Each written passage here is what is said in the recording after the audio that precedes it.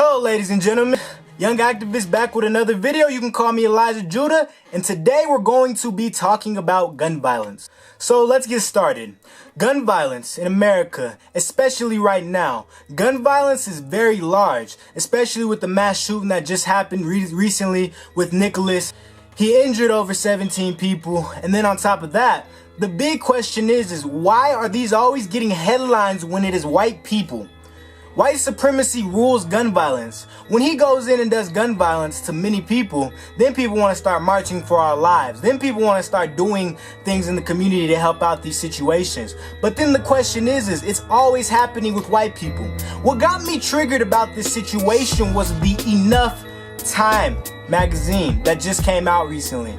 There is not one black person inside, or Hispanic or minority person of color inside. It's always these lighter-skinned individuals who are victimized. But in society right now, in America, over 100 people die of guns every single day. And 66.7% of those people who die of guns are children. Specifically, children who are in hoods and ghettos.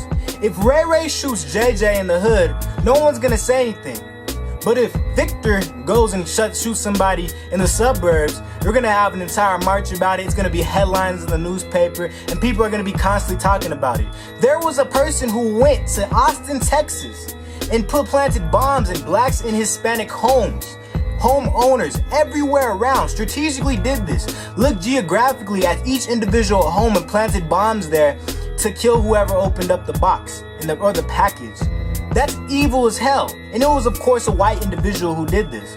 But nobody's making headlines about that. And then I've only seen that about 3 or 4 times. It's been going on for days now. A few weeks, actually. So the fact is, if this has been going on for such a long time and no one's talking about it, that shows you how white supremacy is also in gun violence. No one's talking about this. This is insane to even think about. The fact is, and then people are going to go march for our lives, actually, tomorrow on Saturday. People are going to go march for our lives, but then what are they going to do after the march?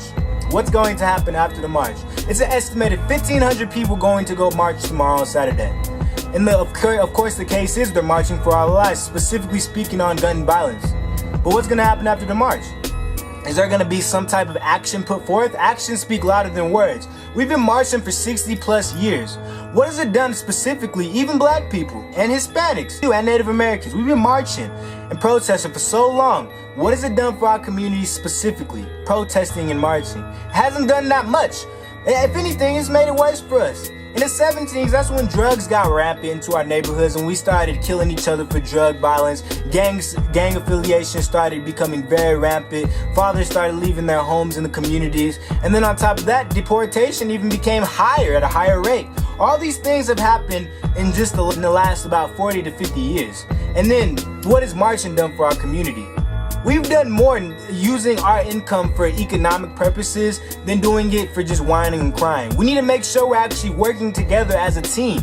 White supremacy, seriously? Once white people start shooting guns, then people are gonna whine about it's gonna be on national television. But when they're killing black people, where's the whines and the cries?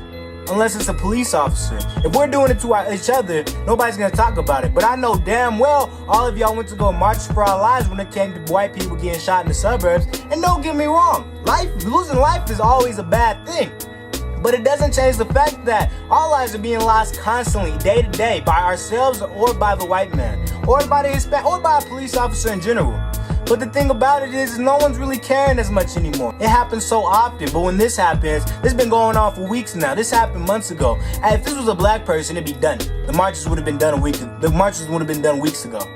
But since this has happened to a white person, they're still talking about it. They're talking about changing policies on laws and gun violence in the community. They're talking about doing all these different systematic bills in order to stop gun violence because it's happening in the white community.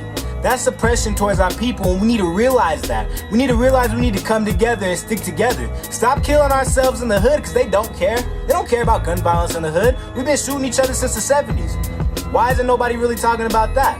We need to be able to come together economically, keep our money together in the hoods and in the ghettos, and be able to systematically keep our people together. Because we can't constantly depend on these bills and laws being passed for our people to learn how to come together and make it. The government is not our Messiah. The government is not our savior.